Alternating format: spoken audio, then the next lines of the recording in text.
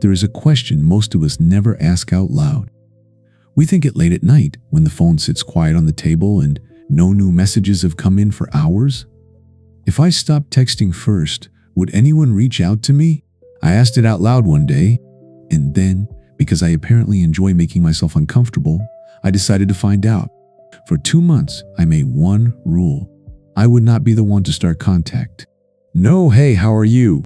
No, want to hang out this week? No casual check-in after someone mentioned they had a hard day. I would reply to anyone who reached out to me. I would not disappear. But I would stop being the one who always opened the door. I want to be honest about where this came from. It was not some brave experiment. It came from a tired place. I had been carrying the weight of keeping certain friendships alive for so long that I could not remember the last time someone had reached out to me first. I was the one who texted, the one who made the plans, the one who remembered to follow up.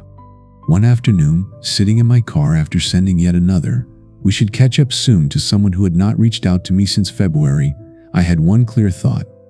What if I just did not? What if I sat still and watched what happened? I thought the silence would feel peaceful. It did not. Not at first. The first few days, my fingers kept moving toward my phone out of habit. I would think of a friend and want to send something small. A funny video, a quick voice note, a thinking of you. Each time I stopped myself, it felt strange, like trying not to scratch an itch. You do not realize how automatic the behavior is until you make yourself stop. What I noticed almost right away was how much mental energy I had been quietly spending on other people. Not in a dramatic way, just the small daily background work of managing connections, checking in here, following up there, keeping threads alive. When I stopped, I found a kind of stillness I did not know I had been missing. It felt peaceful and uncomfortable at the same time. By the end of the first week, 3 people had already texted me. Not because anything was wrong, just because they had noticed the gap. "Hey, have not heard from you. You doing okay?" One of them called instead of texting. That small act, someone noticing my absence and moving toward it, did something unexpected to me. It moved me more than I thought it would. And that reaction told me something important, how rare it had been before. Not everyone reached out in the first week, or the second, or at all. There were people I had been in regular contact with for years. People I thought of as close friends. As the days passed with nothing from them, a feeling started to settle in my chest. Not anger, more like grief. The quiet kind that does not make any noise. I want to be careful here, because the easy version of this story is about bad people who do not care. That is not what I found. Research on social relationships actually shows something more complicated. Psychologists who study how friendships work have found that people can genuinely value a relationship while still being passive about maintaining it. Someone can care about you without feeling the pull to reach out. They are not cold. They are not indifferent. They have just learned over time that you will do it. So they wait. This has a name in relationship research. It is called maintenance asymmetry. One person becomes the caretaker of the connection. They carry the scheduling, the check-ins, the follow-ups. The other person, without meaning any harm, stops building those habits. Not because the relationship means nothing to them, simply because they never had to. That is not a comforting idea, but it is a useful one. It changed how I understood the silence, not as rejection, but as a reflection of a pattern I had helped create. Here is the part I was not prepared for. About 3 weeks in, I stopped thinking mostly about other people. I started thinking about me. I started asking why I had been initiating so much in the first place. And when I sat with that question honestly, the answer was not flattering. A lot of my reaching out was not really about connecting. It was about managing my own worry. If I texted first, I knew where I stood. If I got a reply, I had proof the relationship still existed. If I made the plans, I did not have to wonder if I would be included. Psychologists call this pattern anxious attachment. It develops early in life, often in people who grew up in environments where care or attention felt uncertain. When you do not fully trust that a relationship is secure, you compensate by working harder. You reach out more. You try to carry more than your share, because at least then, if things fall apart, You can tell yourself you did everything you could. I had been running this pattern for years without seeing it clearly. The experiment did not just reveal who would reach out to me. It revealed that I had organized my entire social life around one thing: avoiding the feeling of not being chosen. And by always choosing first, I had made sure I would never have to find out if I would have been chosen anyway. That was uncomfortable to sit with, but it was also eventually useful. There was one person I was certain would reach out within the first few days, someone I had known for a long time, someone I considered one of my closest people. I was so sure of it that I remember almost smiling when I thought about it at the start of the experiment. Their message never came. When the 2 months ended and I reached out myself, they responded warmly and without any sign that anything had felt off. "I figured you were just busy," they said. Simple, easy, no guilt in it at all.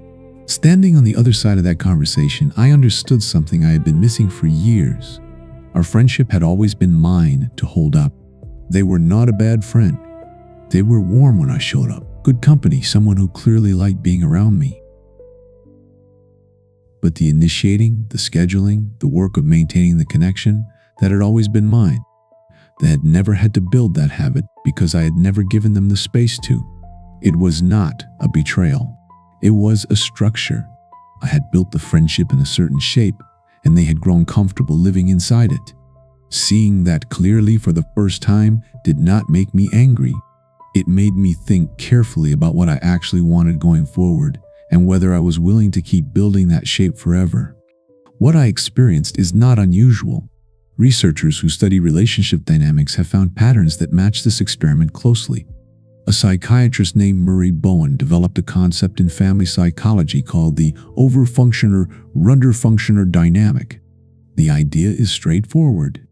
When one person in a relationship consistently does more than their share, the other person naturally adjusts to do less. It is not deliberate. Systems find balance on their own, even unfair balance. The person doing more ends up feeling overworked and invisible.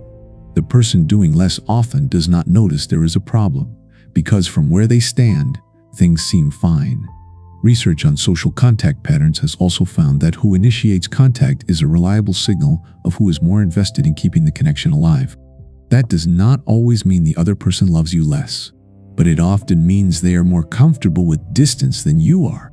There is a difference between caring about someone and being invested in keeping them close. Studies on attachment styles have found that people with more anxiety around relationships, often connected to early experiences of inconsistent care, are significantly more likely to become chronic initiators in adult relationships. The reaching out becomes a way of managing internal stress. Each reply is a small reassurance, and because it works in the short term, the habit becomes deeply set. When the experiment ended, I did not become someone who never reaches out first. That was never the goal. The goal was to understand what I was doing and why. Some relationships I re-engaged with fully, not reluctantly, but with a real sense of choice, because what I had seen during those 2 months had confirmed that the connection was mutual. Those people had shown up without being asked.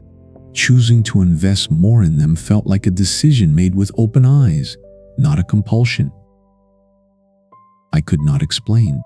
Other relationships, I let go quiet, not with anger or any dramatic ending, simply by no longer providing all the energy they needed to keep running at the pace I had always set. Some faded. A few surprised me. After a period of quiet, the other person began reaching out on their own, as if the space I created had given them room to step forward.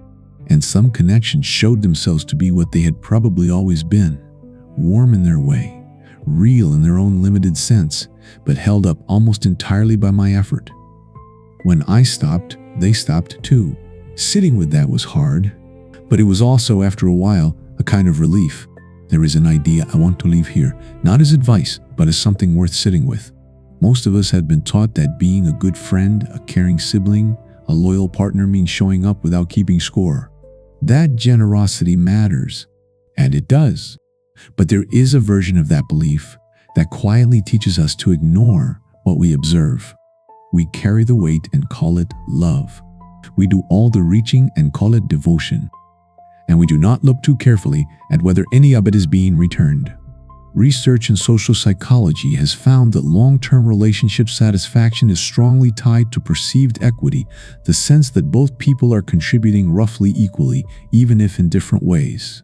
Relationships that feel consistently one-sided tend to produce resentment over time, even in people who do not want to feel that way. It builds slowly, often without words, often without the other person ever knowing. You can genuinely care about someone and still notice the imbalance. You can value a relationship and still ask what it is actually costing you. Both things can be true at the same time. That is not selfishness. That is paying attention. At the end of it all, this is not really a story about who texted back. It is a story about what it feels like to be seen, and about how many of us have been quietly, exhaustingly making sure we are never in a position to find out whether someone would choose us on their own. Most of us carry a low-level fear underneath our relationships. The fear that if we stop performing, stopped initiating, stopped showing up in all the ways we have always shown up, we might discover that we mattered less than we hoped. So we keep going. We reach out first. We fill the silence before it has a chance to settle. What I found on the other side of 2 months of not doing that was not emptiness. It was information. It was clarity. And some of the connections that had always mattered most, the ones where the effort truly had been shared even when I had not been paying attention, those held. They showed up without being summoned. They proved something without being tested. That, more than anything, is what the experiment gave me. Not a ranking of who loves me, but a clearer picture of what had been built versus what had only been maintained. And the ability to tell the difference turned out to matter more than I expected.